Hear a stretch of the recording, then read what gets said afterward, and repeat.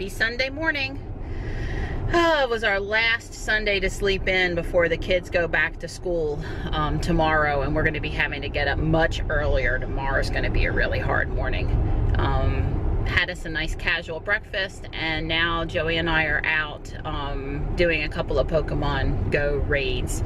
We drove south down to Angier to try to battle Moltres, but the group disbanded before we got there. That kind of happens sometimes. We helped out some other folks to get a Blastoise, which we didn't need, but they did, so that was good. Although, I think Joey and I got it, and then the people that needed it didn't, so I'm not sure how good that worked out, but we're headed back up to Fuquay to try to catch up with a few other Pokemon people at 12:30. I think this one's really going to go through. It's for a Tyranitar. Joey doesn't need it, but I do. Anyway, it's just a beautiful day here, and we're just out in the car, feeling the air conditioning, and enjoying the pretty morning, and just hanging together for a little bit. Right, Joe? Yep. Yep, got to make the most of today.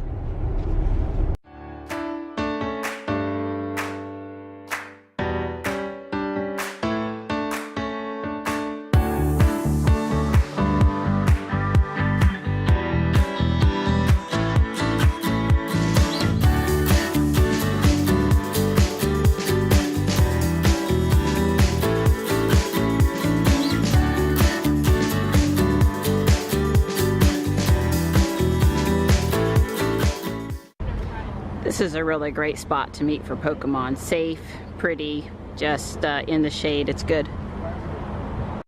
Joey and I were able to get Johnny the Tyranitar. Joey already has it. I still need it. Let's go, bud.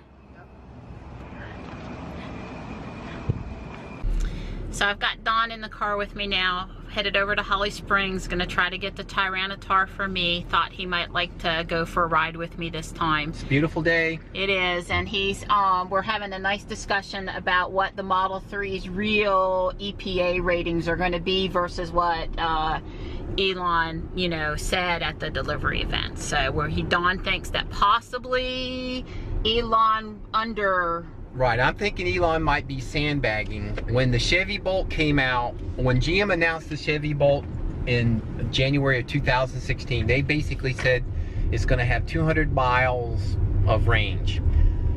Then in March of 16, end of March 16, Elon says the Model 3 is going to have 215 miles, basically one-upping GM's 200-mile range by 15 miles. And then about September, October of last year, the official EPA range of the Bolt came out at 238 miles, and I swear right here's good.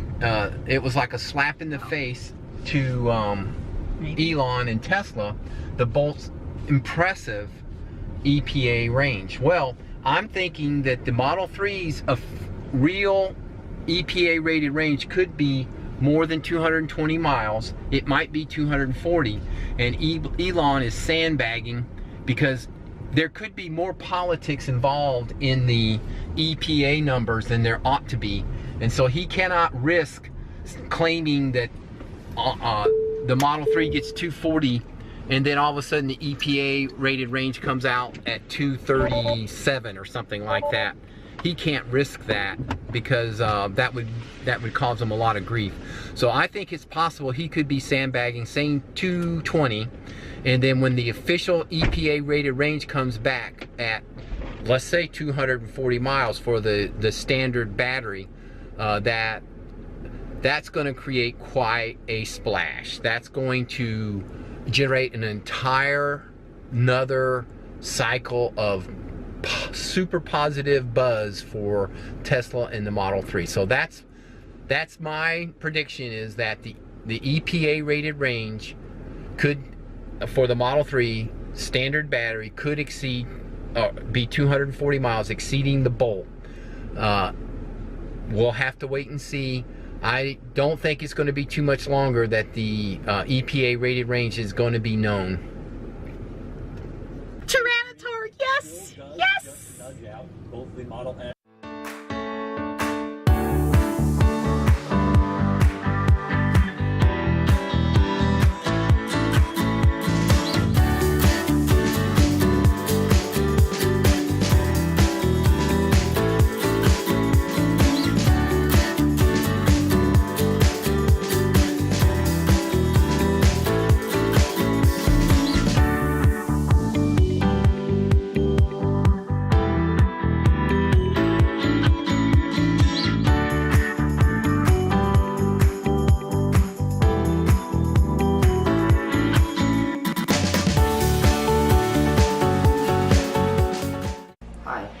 So me and Mr. Don are out here in the garage and we are trying to fix the Pokemon Gold Game Boy Color cartridge so it will actually save properly.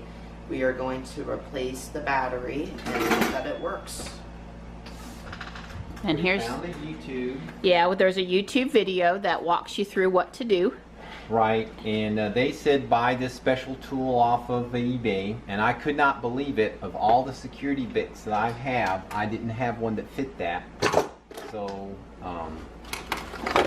It's not just a regular hex bolt, it's something. yeah, I've got. My goodness, that's a lot. You would think, I hear you, you would think that would be one of them, I huh? got 2 sets of security bits. And still not the right bit. Still not the right bit. And so I just did the old-fashioned thing, is I took my Dremel and I just cut a notch in it and stuck a straight blade screwdriver in there, unscrewed the screw. So the hardest thing is getting into it, and then after that it's pretty straightforward. Well, we're hoping the instructions in the video that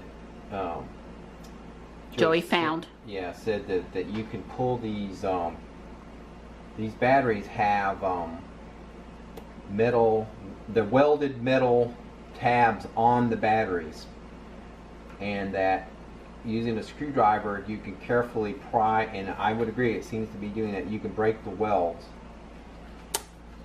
You heard it snap. Yeah. All right, well, we'll post an update here in a minute and let you know if we get the new battery in. So I am doing that. So Mr. Don's got the battery back in it, and Joey's fixing to check it out and see if it's going to work. I have full confidence in Donnie's repair. And that's the old Game Boy logo. Let's turn it up.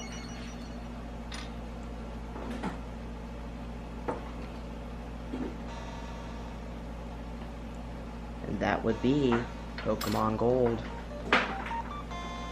But you have to play on it now to see if you can save the data. Well, I haven't destroyed anything yet. Right, the game is working. Yep. May not be Saving, but it's working. But it isn't. All right, well, you play it and let us know, okay? Okay.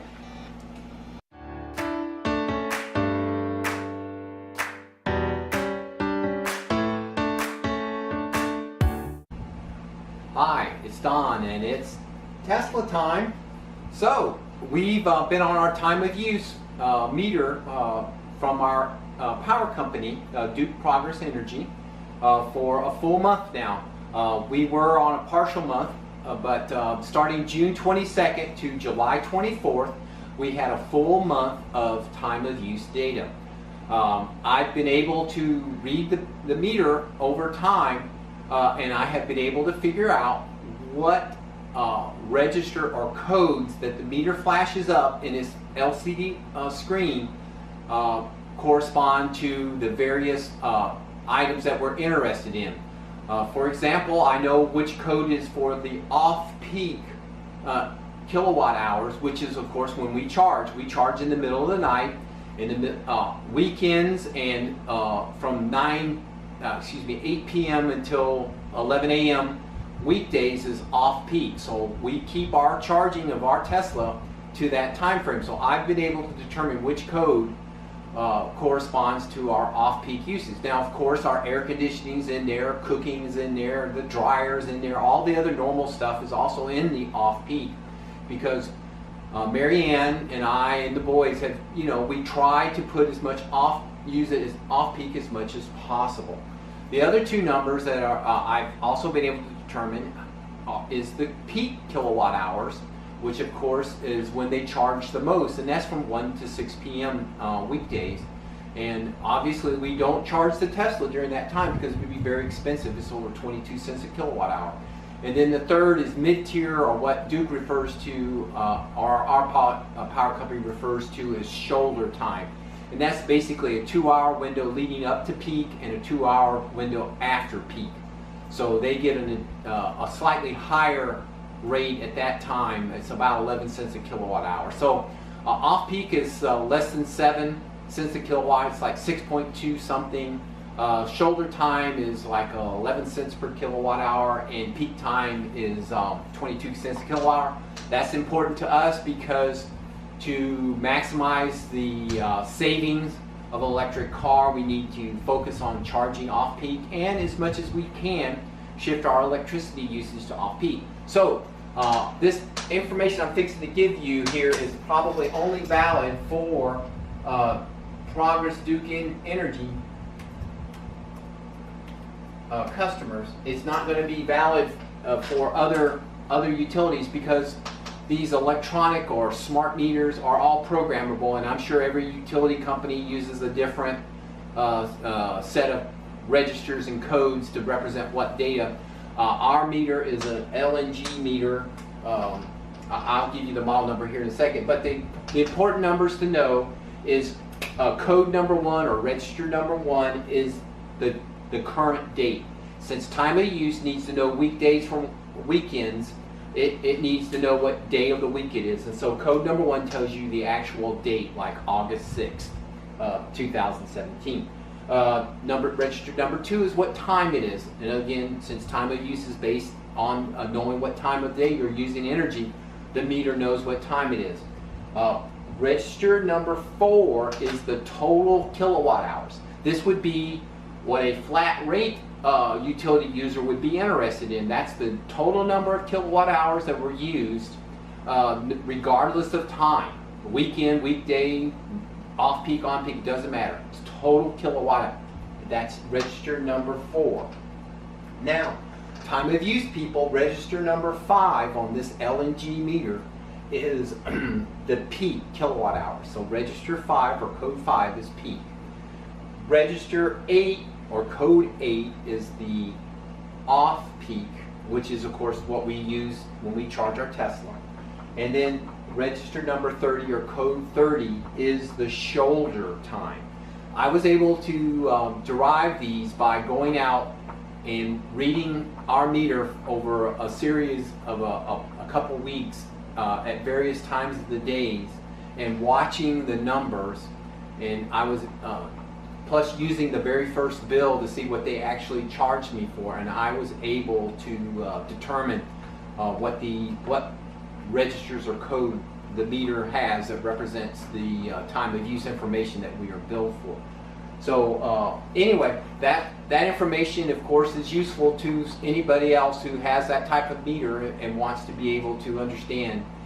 I'm going to use that information and compare it to my whole home energy monitor to track the accuracy of both my energy monitor and Duke Progress. Now I'm totally confident that Duke Progress is billing correctly. If there's a large discrepancy in the numbers, I'm going to blame my whole home energy monitor more so than Duke. It is complicated to do a spreadsheet. I have done a spreadsheet that does the time of use based on the various exported data from my whole home energy monitor, and I did compare that to my current bill, and it was off only a little. I wouldn't call it a great deal. I found the spreadsheet, so I extracted the data from my whole home energy monitor, ran it through this spreadsheet, and compared the output of this spreadsheet to what was actually on my July bill. So the July bill for peak kilowatt hours said that we used 221 peak kilowatt hours. My spreadsheet said we used 248. So they were close. The July bill said that we used 236 for the mid-tier or shoulder time. My spreadsheet said we used 202. And total off-peak, which is of course is the time when we charge the Tesla, the July bill said we used 2,651 kilowatt hours. My spreadsheet said we used 2,367. So if you add it up, basically the difference between all the kilowatt hours the whole home energy monitor said and compared to the what was billed, we're off by 291 kilowatt hours, which is a pretty significant. It's less than 10%. According to Duke, we use 3,108 kilowatt hours, so 291 kilowatt hours represents about a 10% error. But anyway, I'm going to continue to track this, and I'm going to try to refine my spreadsheet and to understand where any error might go, and I'll let you know how that works out. Here we have a spreadsheet that I've put together that tracks the meter readings that I made over a series of days. The very important column is column A. The items are in bold. There's a number followed by a label, and that is the code that the meter will display, and then what I believe that reading is for.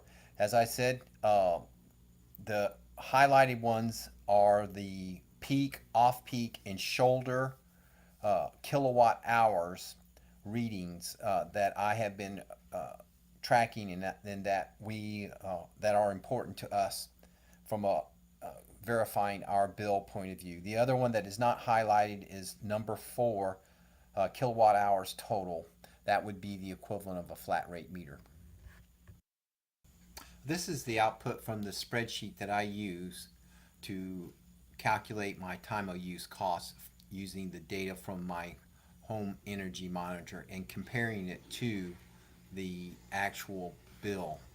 The two energy I actually have two home energy monitors. One's called Nero and the other one's called TED. TED stands for The Energy Detective, and they are close to the actual readings from the power bill. TED's a little closer than Nero, but I'm going to be perfecting this spreadsheet over the coming months. So I had Joey do this earlier, and Johnny's home and he's doing it now. We're doing a test run of getting in our school uniform, which is a green, white, or gray polo shirt, khaki pants, dark shoes, and a belt. Now the pants aren't bad, the shirt's not bad, the belt's not even bad, but tucking in the shirt, well, that's going to take a little bit of getting used to. Yeah, practice will be needed there. But you're looking good. You look like Pop. You done real good, Johnny. I'm looking sharp. You are. You look very sharp. You look ready for school.